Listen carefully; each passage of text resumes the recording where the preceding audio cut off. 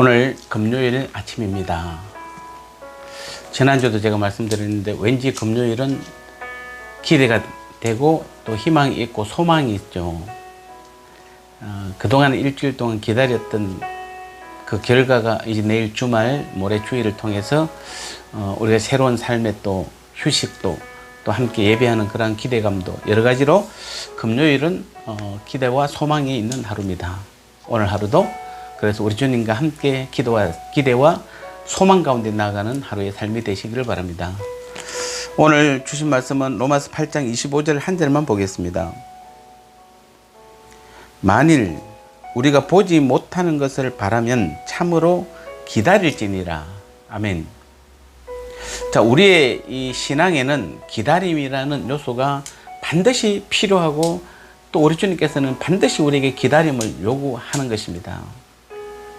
오늘 이 본문 25절은 오늘 저와 여러분들이 이 땅의 것에 대한 소망이 아니라 하나님 나라 천국에 대한 소망을 지니고 산다면 반드시 인내로 기다려야 한다는 교훈을 우리에게 말씀해 주고 있습니다. 초대교회 때 보면은 그 당시 로마 제국의 그 박해가 워낙 더 세지고 점점 더 강해지니까 특히 그 네로 황제의 박해가 AD 60년 이후에 극해졌죠. 그러니까 이들이 그렇게 막 그 고난 가운데 있을 때 주님의 재림의 주님은 기다린 재림의 주님은 오지 않고 자꾸 주님의 재림이 지연되니까 수많은 사람들이 믿음을 저버리는 일이 생겼습니다. 곧 주님의 때가 도래할 줄 알았는데 몇십 년이 지나고 100년이 가까워도 주님이 재림하게 되자 사람들은 인내하지 못하고 결국은 로마 제국의 핍박에 굴복해서 믿음을 포기한 사람들이 많이 생겼습니다. 사실 오늘 그래서 우리가 찾아야 하는 것은 재림의 주님이 아니라 성령으로 임하신 내 안에 오신 주님이십니다. 이미 우리 안에 와 계신데 굳이 재림의 주님을 기다리니 온갖 종류의 이단들이 유혹하고 우리를 넘어지게 하는 것입니다. 그래서 이단에 빠진 사람들의 거의 많은 분들이 다 재림의 주님 또는 기다리지 못하고 인내하지 못함으로 인해서 그들이 이단에 빠진 경우들을 너무도 많이 우리는 보게 된 것입니다. 그래서 우리가 오늘 일반적으로 믿음이 아닐지라도 우리의 인생은 기다림의 연속이죠. 기다리지 않고 이 땅에서도 되는 일이 없습니다. 음식을 시켜도 기다려야 되고 학업을 하는데도 기다려야 합니다. 또 학업을 마치고 군대를 가서도 제대할 때를 기다려야 합니다. 회사에 취직을 하고서도 시험을 봤어도 또 합격 통지서를 기다려야 하고 결혼한 부부가 아기를 얻기 위해서도 기다려야 합니다. 그러므로 우리가 인내, 곧 기다림은 인생살이의 필수 요소입니다. 마찬가지로 오늘 저와 여러분들의 그 성도의 신앙도, 우리의 신앙도 기다림의 연속입니다. 하나님께 간구한 내용도 기다려야 응답받습니다. 또 예수님을 닮아가는 일도 믿는 즉시 이루어지는 것이 아니라 상당한 기다림과 인내 가운데 우리가 주님의 형상을 닮아가는 것입니다. 주님의 재림도 기다리는 자에게 성취되는 것입니다. 그래서 기다림은 우리의 믿음을 유지시켜주는 우리의 신앙의 가장 기초가 되는 것입니다. 기반이 되는 것입니다. 이 기다림이 무너지면 모든 신앙은 다 무너집니다.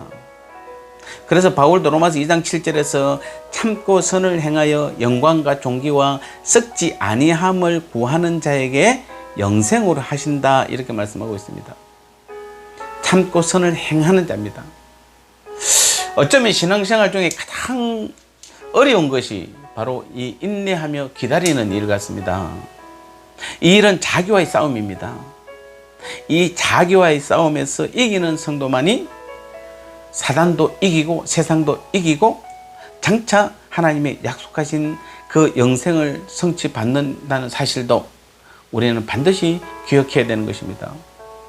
그래서 누가복음 20장 19절에도 너희 인내로 너희 영혼을 얻으리라 라고 말씀하고 있습니다. 우리가 인내할 때에 우리의 완전한 구원이 성취되는 것입니다. 히브리서 10장 36절에도 너희에게 인내가 필요하면 너희가 하나님의 뜻을 행한 후에 약속을 받기 위해서다.